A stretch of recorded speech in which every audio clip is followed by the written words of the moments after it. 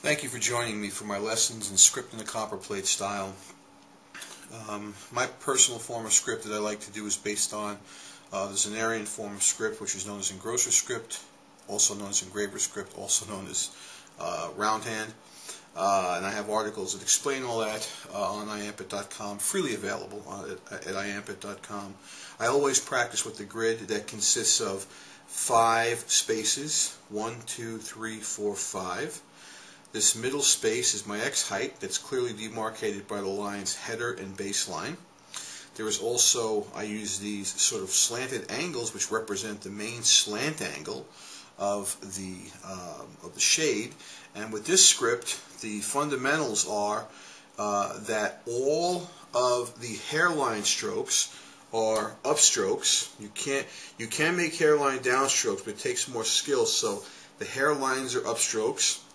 It's not that you couldn't do this with the downstroke, but you can apply too much pressure to the pen and get a shade. And all shades are downstrokes. So you make the shades by applying pressure to the pen point and splaying your nib a little bit more. And so if you take a look at a shade I'll make right here, you'll see that I start from the top. I'll go 3 spaces down, come down, press, start letting up for a nice little compound curve. Okay? And that's the basics of how these lines are used, and so it's important to keep these proportions the same. And this script is essentially made up of certain basic letter forms, and one of which is the oval. I'll make an oval here. Okay.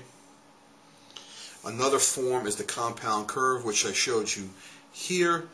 And compound curves are characteristic by hairlines leading into progressively thicker shades, and then transitioning back out the hairlines by lifting the pen slightly and with less pressure.